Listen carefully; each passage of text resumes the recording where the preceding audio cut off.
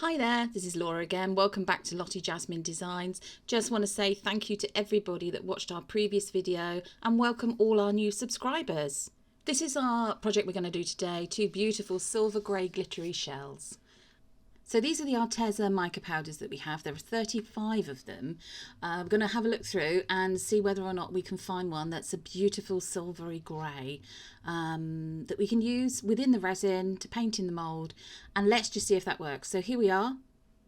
This is just on a time lapse looking through all of the powders that were in the box. There were loads, beautiful colours, but not one suitable, unfortunately. So these are the lovely moulds that we got from Shein, which are also available on other shopping websites, including Amazon and Temu. They're suitable for all types of resin and eco-faux pours, including Hydroflow, Jesmonite, and so on. So brilliant to use for this kind of project. Although the mica powders are all beautiful, gorgeous colours, we're actually going to opt to go for this Vista pigment for resin. They're a lovely pack. You can buy these in a kit or individually from Vista themselves. This is a silver metallic one. So we've given this bottle a damn good shake, and what we're going to do is we're going to put a tiny bit of the pigment onto this mini stir stick or little sort of spatula or popsicle sticks. Make sure you open it from the top, not the bottom. And we're going to squeeze out a bit of this pigment onto this little mini stir stick just so that you can see what it looks like, sort of consistency, if it's what you want. An idea might be maybe to do this with all your pigment colours, and then you've got a library to look at. So here we go. Here's what it looks like. It's actually quite a nice colour.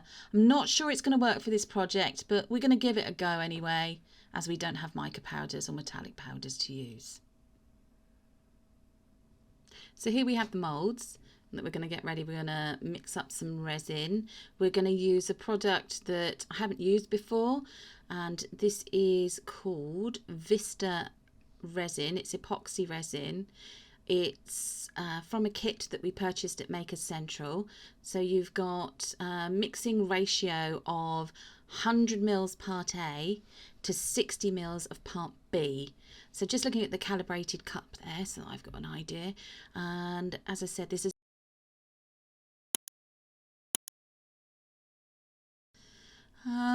might be user error, but we're going to go for it anyway.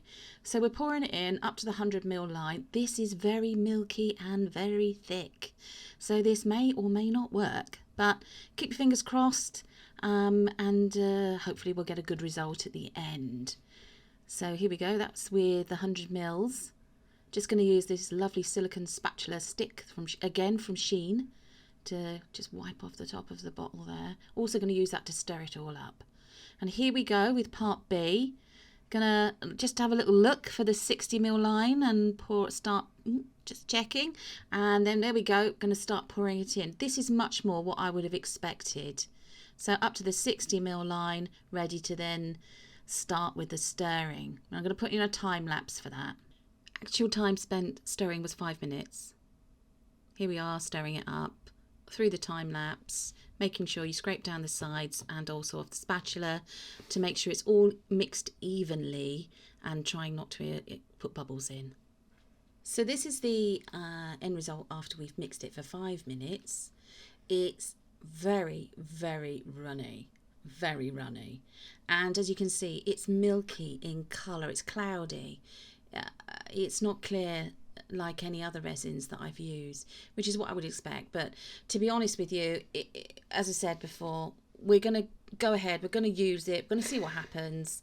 Because this is going to be a silver grey coloured project, end piece of work, it's not really going to matter that the resin isn't clear. So here we go, we're going to add some of the pigment in, just give it another shake because it does tend to settle in the bottle. And adding rather a large, technical word coming up, splodge of pigment. It's rather a large splodge of pigment, and there we go. We can see I'm not too sure at this point about this, but we're going to go for it. We're going to stir it in, mix it up, see what we think. And at this point I'm thinking that's a bit pale, still quite see-through. I think we really need to add some more pigment. Stir it up. I did add more pigment. Unfortunately, you didn't see that was off camera. And here I go, pouring it slowly but steadily, although this is sped up a bit, this clip, into the moulds, just nudging the sides there because I could see some air bubbles coming up, and then a little bit into the other shell. Just going to let them find their the resin find its level. And there we go, see some more air bubbles coming up to the surface. Just going to fill it up a little bit more. A bit more, there we go. And I'm just tapping the edge of the mould there just to see if I can dislodge some of the air bubbles that I could see. A bit more into this one too. Now what we're going to do, we're going to take this mini stir stick and we're going to just put it down inside the mould. This looks like I'm being quite rough, but as it was sped up, that's where it looks. It's not. Do this very gently so you don't damage the inside of the mould. And the point of doing this is just to make sure that there aren't any air bubbles trapped around the bottom and around the sides of the mould. And that if there are any air bubbles, it just encourages them to come up to the surface so that they can disperse, we can get rid of them. So I'm now squidging the mould, another technical term, just going to squidge these corners of the points of the shell, just to make sure again that all the resin is able to get down into the corners of the shell mould there, and that we don't have any air bubbles trapped, or any gaps where maybe resin hasn't reached, although because this is so runny I'd be surprised if it doesn't reach every bit of the mould. Just put a bit more in there just to bring them up to the top.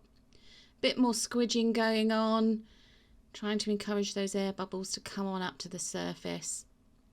There we go, a little bit more tapping. A little bit more tapping. There we are, almost done at this point with pouring it into the moulds. And then realising that I'd got a lot of resin left over, even with filling them up just this little bit more.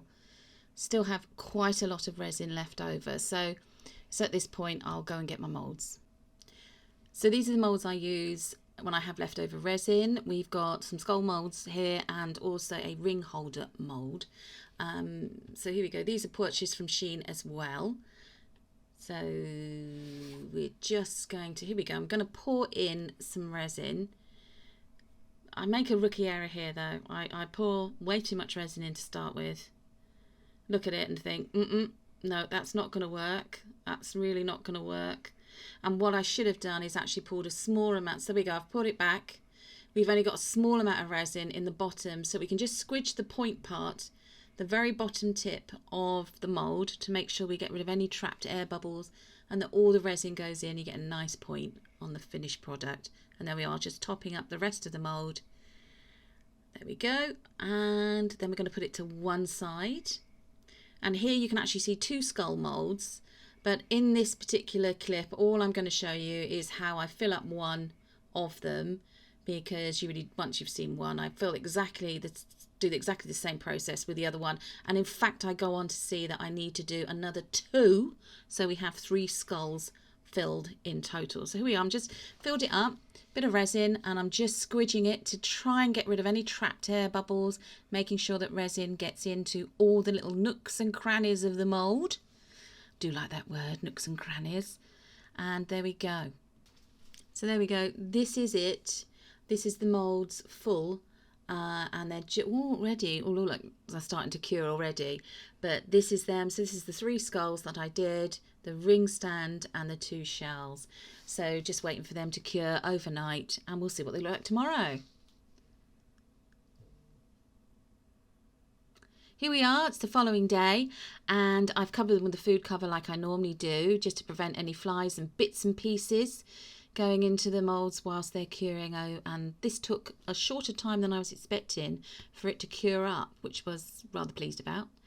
And here we go, we're just going to remove it. Sorry about the lighting, this is done in my kitchen quite early in the morning and sunlight streaming through the window next to me. So they have cured. It's totally up to you whether you put gloves on or not when you're curing, when you're demolding stuff. That's what I'm just showing you there. I'm not bothered with gloves because obviously this resin has already set firm, so there's no risk of it coming into contact with my skin when it's still in its liquid form. So it's quite solid. So we're going to go ahead and we're going to demold these. I think we're going to start with the ring holder first. So these molds can be a little bit tricky. So you just need to carefully release them from around the sides and the top. Just watch out, because sometimes the edges of these pieces can be a little bit sharp. If they are, just take a nail file, so an emery board or a nail file, or a fine grade piece of sandpaper, and just file down around the edges. But as you can see, we've got no air bubbles. It is incredibly glittery and shiny. It's dark grey with silvery tinges, I would say, probably, but I'm quite pleased with it. It's not really the effect I was looking for, but it will certainly do, and it will look very nice next to my bed, so that I can put my rings on it of an evening if I don't want to put them back in a jewellery box. So that's that one. And then shortly we're gonna have a go at demolding the skulls. Now, I don't demold all of the skulls on camera. I'm just going to do the one for you. So as you can see, these are really tricky. I don't know if I'm the only person that has issue with these, but there we go. So there we go. It's easing it out of the mold without it flying off or pinging back and so on. But again, be careful just in case there's any little sharp edges so you don't cut yourself. And there we go, it's almost out. There we are. And it is exactly like the ring holder. It's very, very glittery, silvery, sparkly. And actually you can see quite a bit of detail. You can see his cheekbones. You can even see his teeth. And that, I actually think that's rather lovely. If skulls can be lovely, I suppose they can be. Rather cute even, but that will go with a collection of skulls that we have, that we've used leftover resin for. So yeah, those two I'm just explaining that I'm going to do those off camera. So next, here we go. Here's the two shell molds. Careful again, treat your molds with care when you're demolding projects. They can be a bit tricky. I'm also aware of the fact that these might still be a little bit bendy in places. And yeah, the main bit of the shell is actually a little bit bendy still. But I can also see at this point, this is definitely not the effect that I had wanted. But we're going to go with it anyway. We're going to see what they look like. Careful when you're demolding around these points of the shells, because they can be a bit more delicate than the rest of it. And yeah, it is sticking a bit still. The mould is sticking a bit there. So perhaps it could have done with another hour or two curing, but it's okay. Just remember that for future use. So there we are. I'll just put the mould back the right way. I'm going to give that a clean out a bit later. And here we are going with the second mould. Again, exactly the same thing. Yeah, exactly the same effect as the first one, the first shell mould. It is still a little bit soft. That we're just around that bit. And again, just taking it round to where the little pointed part at the bottom of the shell mould is, and taking a bit of extra care when removing that part of it. There we go, and then that's off. Turn that mould back around the right way even, and there we go. So that's the wrong side up, and as you see, they are actually quite see-through, but they're still lovely. They're quite lightweight, which is good. Had I have done this in a eco pour or jasminite, they would have been very heavy when they cured and not suitable for what I want them for, which is to decorate a frame for a bathroom mirror. So we're going to turn them over. There we go. And wow, an absolute explosion of glitter. Very nice. And as I was saying, I've seen for men, apparently sawdust is man glitter. But in this particular case, the glitter, if you wanted a glittery effect in resin, this is beautiful. It's incredibly sparkly and shiny. It is silvery, but it's silvery grey rather than an actual, more like a sterling silver, which was what I was looking for. But they're still beautiful, still really lovely, and I will find a use for them if I don't put them in decorate the frame of the bathroom mirror with them. So that's that one. So in a moment, I'm going to show you the second one. And here we go. Here's the second one. And yes, it's given exactly the same effect as the first one. Again, it's beautiful. You could use it around the home if you don't, for anything really.